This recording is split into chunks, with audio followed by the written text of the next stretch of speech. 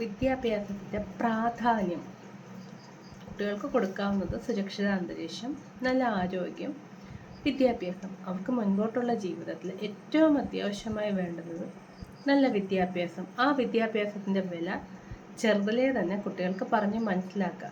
വിദ്യയെ ഇഷ്ടപ്പെട്ട് ആഗ്രഹിച്ച് പഠിക്കാൻ നമ്മളവരെ പ്രോത്സാഹിപ്പിക്കുക. കാരണം ഒരു ചൂരൽ വടി കൊണ്ട് വരട്ടി, ഒരു ചൂണ്ടുവിരൽ കൊണ്ട് ഭയപ്പെടുത്തി കുട്ടികളെ പഠിപ്പിക്കുന്നതിന് പകരം ഇപ്പോൾ അങ്ങനെയുള്ള രീതികളില്ല. അങ്ങനെ എവിടെയെങ്കിലും ഉണ്ടെങ്കിൽ ആ സബ്ജക്റ്റിന് അവർ ചെറുതിലേ തന്നെ ഇഷ്ടക്കേടുണ്ടാവും. നമ്മളെ തന്നെ ചിന്തിക്കും. നമ്മൾ ചെറുതിലെ അടി കിട്ടാനോ ഇപ്പോഴായാലും വഴക്ക് കേൾക്കാനോ നമ്മൾ താല്പര്യപ്പെടത്തില്ല. പക്ഷെ അത്യാവശ്യ ഘട്ടങ്ങളിൽ വേണം, ചെറുതായിട്ട് ആരോഗ്യപരമായിട്ട്. അത് കുട്ടിയെ മുൻപോട്ട് വളർത്താൻ മാത്രമേ, തെറ്റ് തിരുത്താനുമേ പാടുള്ളൂ. അവരെ നെഗറ്റീവ് ചിന്തകളിലേക്കോ സമൂഹത്തിലെ വിപത്തിലേക്ക് അവരെ തള്ളിവിടാനോ കാരണക്കാരാകരുത്. ഒരു ഉദാഹരണത്തിലൂടെ ഞാൻ കൊച്ചു കൂട്ടുകാർക്ക് മനസ്സിലാകുന്ന ഭാഷയിൽ മാതാപിതാക്കൾക്കും ഇത് പറഞ്ഞു തരാം.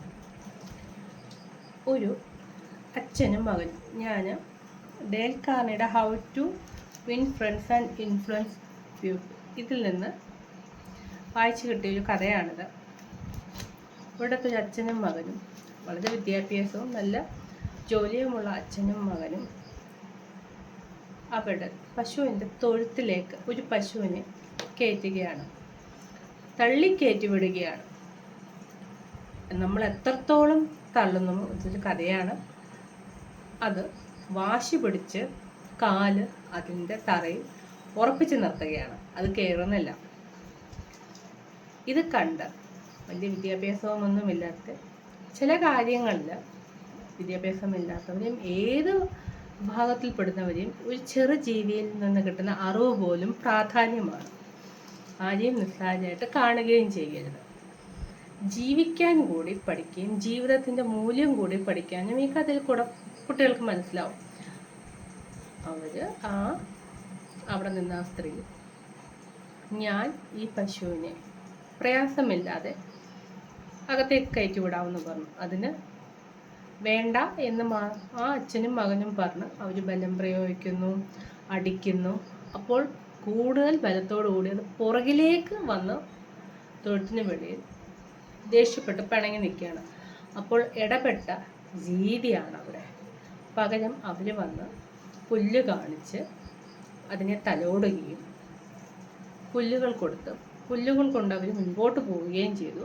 അതിനു മുമ്പ് തന്നെ തൊഴുത്ത് വൃത്തിയാക്കി, തൊഴുത്തിൽ കുറച്ച് മാലിന്യങ്ങൾ, പശുവിൻ്റെ തന്നെ മാലിന്യങ്ങൾ അവിടെ ഉണ്ടായിരുന്നു, അതെല്ലാം വൃത്തിയാക്കി പുല്ലുകൾ നിറച്ച് വെള്ളവും പശുവിൻ്റെ തീറ്റയും വെച്ച് അതിന് സന്തോഷത്തോടു കൂടി ഒരു തടവൊക്കെ കൊടുത്ത് സ്നേഹിച്ച് അകത്തേക്ക് കയറ്റി വിടേണ്ടി തന്നെ വന്നില്ല. അതതിൻ്റെ തൊഴുത്തിലേക്ക് കയറുകയായി.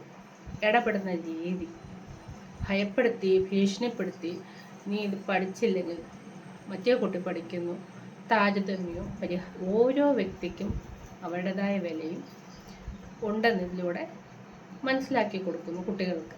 മാതാപിതാക്കൾക്ക് ഇഷ്ടത്തോടെ സ്നേഹത്തോടെ കുറച്ചു നേരം പറഞ്ഞ് മനസ്സിലാക്കി അതിൻ്റെ പ്രാധാന്യവും അവർക്ക് ഇഷ്ടപ്പെട്ട രീതിയിൽ. കാരണം അവിടെ പശുവിൻ്റെ ആയാൽ കൂടി ഒരു കഥയിൽ അവരുടെ ആവശ്യം മനസ്സിലാക്കി ആഗ്രഹവും ജനിപ്പിച്ചു. വിദ്യ എപ്പോഴും അങ്ങനെയാണ്. അതോടുകൂടി നമ്മുടെ മനസ്സിന് ഇഷ്ടമുള്ളൊരു കാര്യം ചെയ്യാൻ നമുക്ക് എത്ര സമയമെടുത്താലും നമുക്ക് സന്തോഷമേ ഉള്ളൂ. അല്ലെങ്കിൽ നമുക്ക് കഴിഞ്ഞ വീഡിയോയിൽ പറഞ്ഞതുപോലെ പഠനം ഒരു ബാലികേറാമലയായിപ്പോകും. നമ്മൾ അതിനെ വെറുത്തു പോകും.